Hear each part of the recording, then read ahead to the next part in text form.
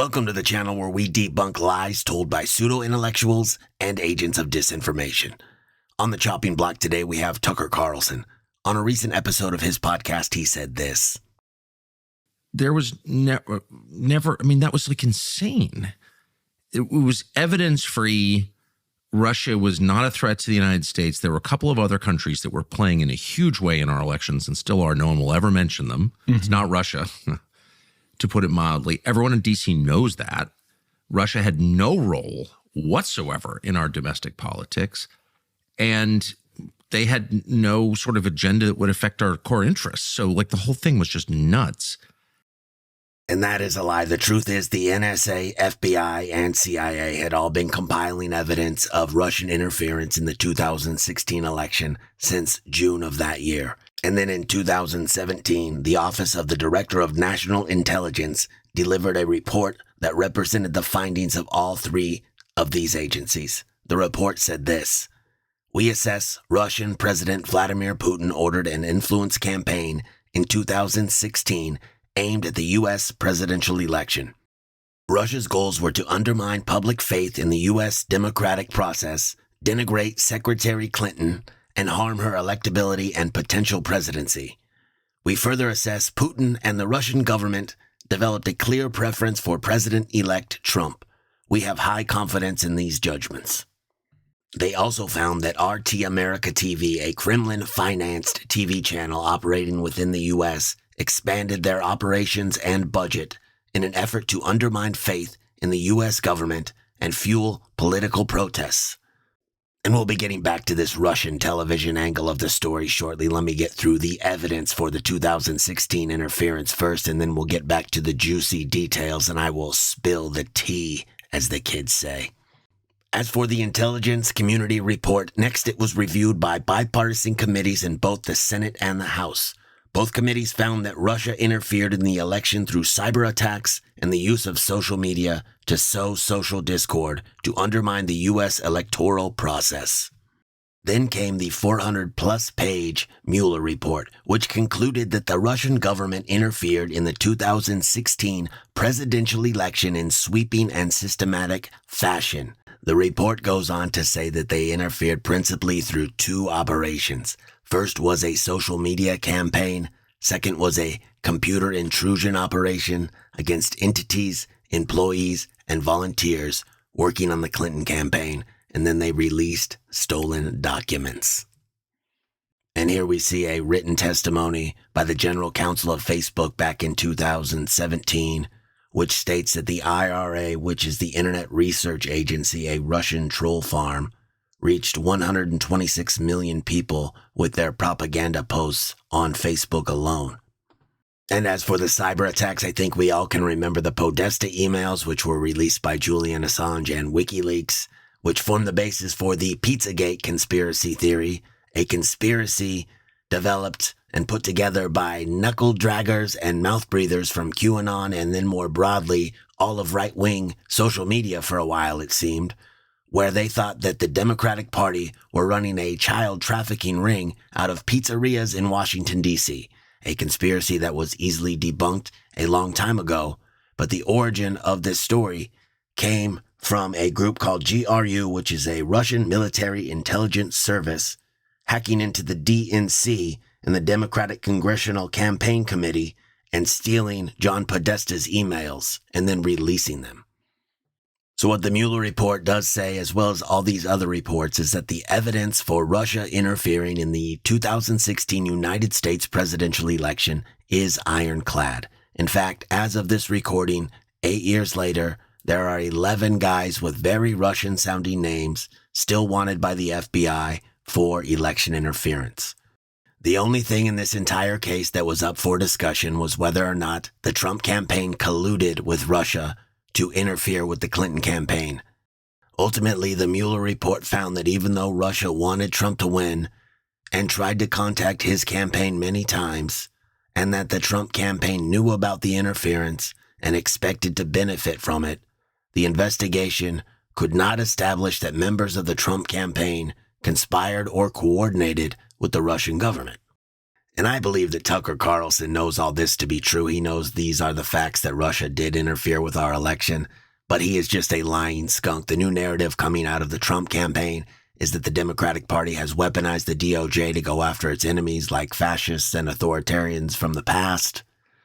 So now the new narrative coming from Tucker's mouth is that there was no good reason to look into the Trump campaign when it comes to collusion with the Russian government, because now, magically there was no Russian government involvement. So he's just a lying little skunk, like I said.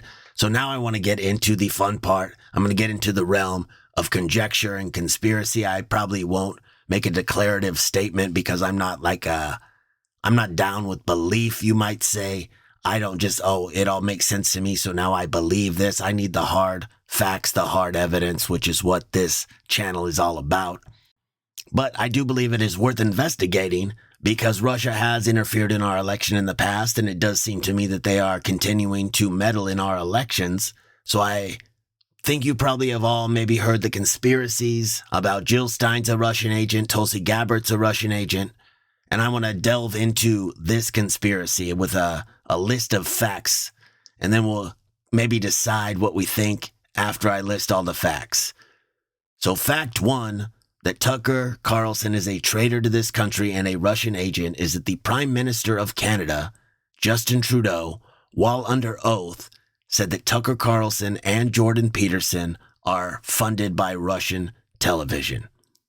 Fact two, 6 right-wing podcasters, including Tim Pool, Benny Johnson, and Dave Rubin, have been working for a Russian television-funded media company called Tenet Media.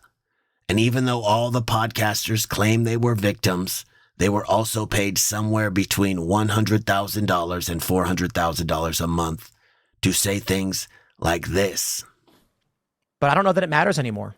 This is psychotic. Ukraine is the enemy of this country. Ukraine is our enemy, being funded by the Democrats. I will stress this again. One of the greatest enemies of our nation right now is Ukraine. They are... That's Tim Pool at his finest, or his whatever the opposite of finest is. Tim Pool also came out on Twitter, or X now it's called, and said this about Russia. Putin is a scumbag. Russian sucks donkey balls. But let's fast forward to the end of this clip so we can hear how Tim really feels. And we should apologize to Russia. And I consider this to be the smoking gun, the Russian TV, to Tenet Media, to these 6 individuals. The money going into their hands from the Russian government is the smoking gun. They can say all they want, that they had no idea and that they were victims, but they were making somewhere between $100,000 and $400,000 a month. Some of them got signing bonuses. I think when you're being paid a fortune, you have some clue of where the money is coming from and what is expected of you for that kind of cash. So I don't buy it that they didn't know. All right, let's go on to fact number 3. As I'm sure you all know, Russia is currently trying to take over Ukraine, and the United States has provided Ukraine with far and away the most support to fight off the invasion. And not coincidentally, all the people listed in this Russian agent conspiracy, with the exception of Jill Stein, which I believe her part in this is to steal away votes from the Democratic Party, but all the rest are very pro-Trump. It's like they're campaigning for him every time they get on the microphone. So it would behoove us to ask ourselves, what does Russia gain with a Trump victory in November? And if you ask Trump, he has a plan. He has a great plan. He has not been specific on this plan, but he does claim that he will have the Russia-Ukraine situation solved with a great deal within weeks. And I think it is a good guess, and a lot of people are guessing this, that he plans to defund Ukraine, so we will stop sending them weapons and money. Then Russia will lay claim to whatever lands they want, and Ukraine can just go cry about it. That is the deal he's going to broker if elected. All right, so fact number 4. In February, Tucker went to Russia, to the Kremlin, and interviewed Putin. And for 2 hours, he let Putin justify the invasion of Ukraine, and then he let him talk shit about the United States and our allies in NATO. And like a coward, he did not ask him if he interfered in our election in 2016 or if he is continuing to interfere in our elections. So in other words, he gave Putin an American platform to justify his actions and to try to gain sympathy in the United States, to create more Russian sympathizers in this war.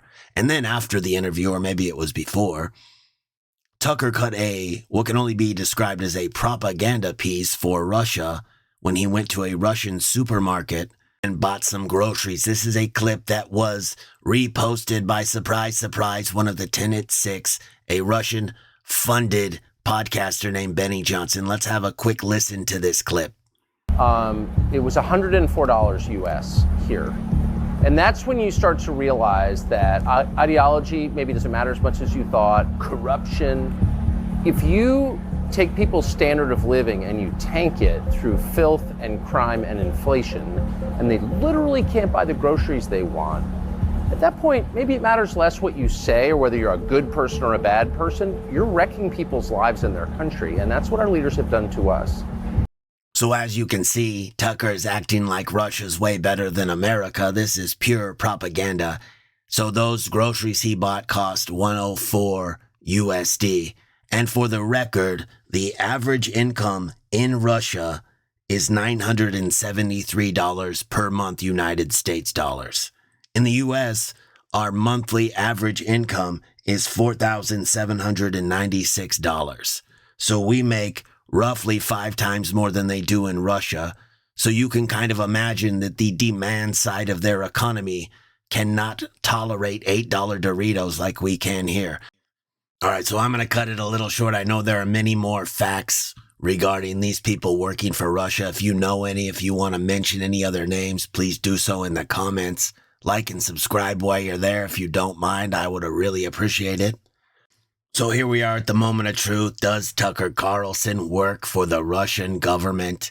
I'm going to stay undecided for now until I see money, until I see hard evidence. I'm not going to say for sure that he does work for Russia. He might be doing this pro bono. But what I can say is that he is still a traitor to the United States of America. He denies the 2020 election results. He denies that Russia interfered in our 2016 election. He goes to Russia, our enemy. I mean, are we not at war with Russia, whether it be obliquely or directly, whatever you want to call, funding Ukraine on the other side of the war? That is what we are doing. That's what the United States of America is doing. And he goes to Russia and he gives their president a platform to justify his actions and to denigrate the United States. In his propaganda piece, while standing in that Russian grocery store, Tucker Carlson describes the United States as a land of filth and crime. If you are saying something like that about your own country, while simultaneously promoting with lies an enemy nation, then you are a traitorous rat. It does not matter that your guy did not win the last presidential election. You still cannot say these things and deny election results and deny Russian interference and not be considered a traitor. I mean, look at this guy, oohing and ahhing over fresh baked bread. We have bakeries in every freaking grocery store in this country from coast to coast. He's standing in Moscow in probably the nicest grocery store in the whole country. I mean, where does this guy get his freaking groceries? At a gas station? Is that why he doesn't know about bakeries in America? All right, anyways, this guy's a traitor. I'm Greb Kered. Please like and subscribe. I'll be your comrade in the fight against disinformation until the day I die. Oh!